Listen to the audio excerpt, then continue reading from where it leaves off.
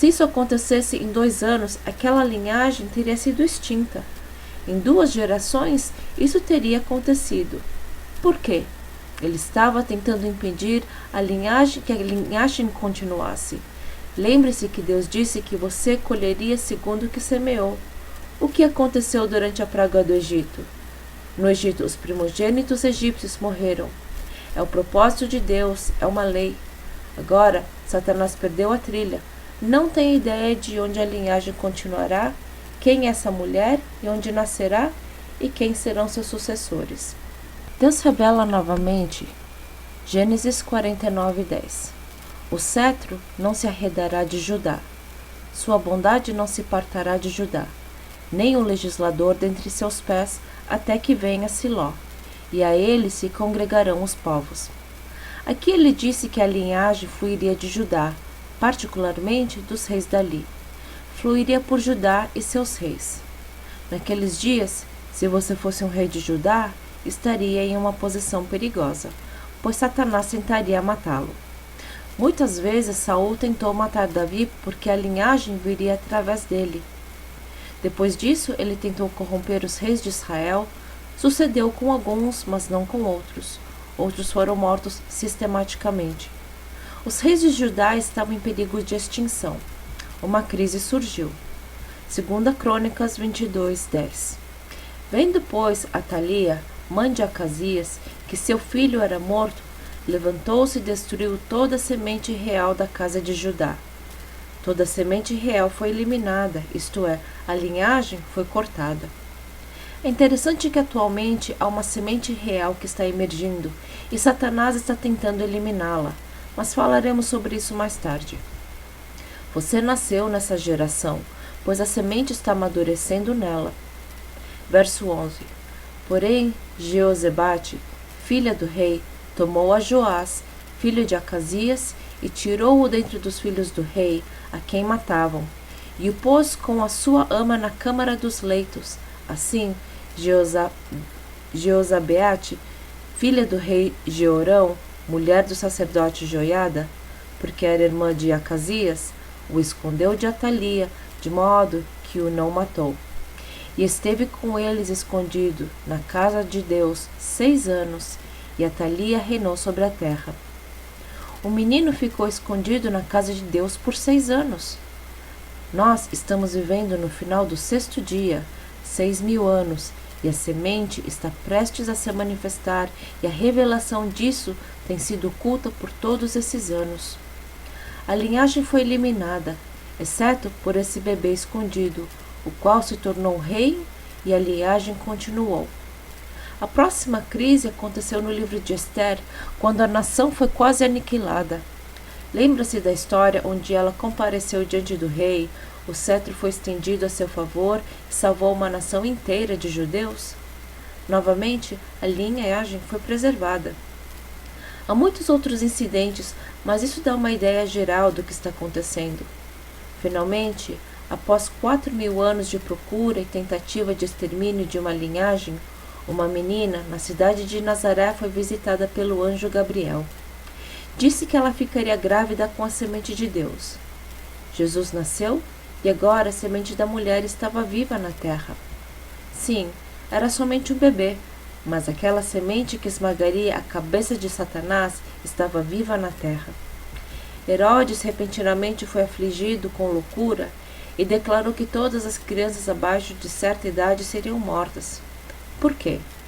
Novamente, ele queria se livrar da semente. Conhecemos a história como Deus falou com José através de um sonho e o instruiu para levar a criança ao Egito e escondê-la ali por um tempo. Herodes não encontrou Jesus e ele sobreviveu. Na cruz, Jesus declarou que tudo estava findado. A cabeça da serpente foi esmagada. Essa profecia foi concretizada parcialmente. Precisamos entender que agora Jesus está esperando que nós, sua igreja, termine essa batalha, dê um fim nela.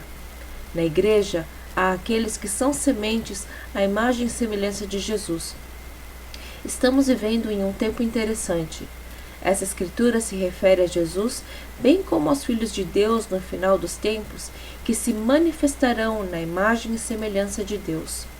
O tempo é muito curto agora. Essa semente está amadurecendo na terra agora. Apocalipse 12, 1 e 4. E viu-se um grande sinal no céu, uma mulher vestida do sol, tendo a lua debaixo dos pés e uma coroa de 12 estrelas, que simboliza a igreja, sobre a cabeça. Estava grávida e com dores de parto e gritava com ânsias de dar à luz. E viu-se outro sinal no céu, e eis que era um grande dragão vermelho que tinha 7 cabeças e 10 chifres, e sobre as cabeças 7 diademas. E a sua cauda levou após si a terça parte das estrelas do céu e lançou-a sobre a terra. E o dragão parou diante da mulher que havia de dar à luz, para que, dando ela à luz, lhe tragasse o filho. Parece familiar? Vemos um tipo de Maria no início do Novo Testamento. O dragão quer matar a criança. O decreto é feito. Crianças são mortas. Jesus é escondido no Egito a fim de ser preservado. Agora temos outra mulher. A igreja está dando luz a outra criança. Lemos que Satanás se posicionou bem à frente da mulher para tragar a criança. Isso é uma imagem dos filhos de Deus no final dos tempos. Verso 5. E deu à luz um filho, um varão que há de reger todas as nações com vara de ferro. E o seu filho foi arrebatado para Deus e para o seu trono. Ela deu à luz um varão que deveria governar as nações. Atualmente, Deus está levantando um povo que governará as nações do mundo com ele. Há uma outra semente que está sendo preparada para esse final dos tempos, os filhos de Deus, filhos do reino. Satanás fará o que puder para impedir isso. Assim como se posicionou diante de Maria para destruir a semente, ele está se posicionando diante da igreja nesses últimos dias. No entanto, ela foi para diante do trono de Deus. Esse povo recebeu um nível de autoridade da sala do trono para caminhar com Jesus, como Jesus andou na terra. Essas pessoas são levadas à sala do trono e receberam suas tarefas, missões para seus anos finais na terra, antes do estabelecimento do milênio. Eles caminharão da mesma forma que Jesus fez. A semente foi perdida quando Adão e Eva caíram. Deus prometeu que outra semente surgiria na terra. Jesus nasceu e esmagou a cabeça de Satanás através da cruz. Trouxe uma nova criação que terminaria essa tarefa. O tempo está findando. Há um amadurecimento rápido dos filhos de Deus, um grupo de pessoas. Romanos 13, 11 e 14. E isto digo, conhecendo o tempo, que é já hora de despertarmos do sono, porque a nossa salvação está agora mais perto de nós do que quando aceitamos a fé. A noite é passada e o dia é chegado. Rejeitemos, pois, as obras das trevas e vistamo-nos das armas da luz. Andemos honestamente como de dia, não em glutonarias, nem em bebedeiras, nem em desonestidades, nem em dissoluções, nem em contendas e inveja. Mas revesti-vos do Senhor Jesus Cristo, e não tenhais cuidado da carne em suas concupiscências. É mais tarde do que imaginamos. Temos que nos revestir do Senhor Jesus Cristo. Sejamos conformados à sua imagem nos dias em que virão em breve. Os filhos de Deus, como uma noiva diante do Senhor, terminarão essa missão e aí Jesus retornará. O mesmo conflito que estamos citando aconteceu a muitos nascidos nessa geração, pois é dessa geração que esses filhos de Deus emergirão. Satanás matou Abel. Eva perdeu um de seus filhos. Ele tentou corromper uma linhagem inteira no decorrer dos anos. O inimigo tem tentado corromper tantos jovens nessa geração como nunca aconteceu antes, através de TV, videogames, violência, etc. Notamos muitas mulheres cristãs lidando com esterilidade. Muitas literalmente perderam filhos através de acidentes de carro, doenças ou qualquer que seja. O inimigo está contestando a palavra profética de Deus sobre tua vida e para essa geração. O anticristo tentará destruir essa semente para que não se levante nos dias finais, mas não será bem sucedido. Aleluia! Já lemos o último capítulo e sabemos como é o final. Apocalipse 11:15. E tocou o sétimo anjo a trombeta, e houve no céu grandes vozes que diziam: os reinos do mundo vieram a ser de seu Senhor e do seu Cristo, e ele reinará para todo sempre. Os reinos do mundo vieram a ser de seu Senhor, que é Jesus, e do seu Cristo. Quem é esse? Não pode estar falando de Jesus. Essa palavra Cristo significa ungido. Nesses dias finais, esses ungidos serão levantados.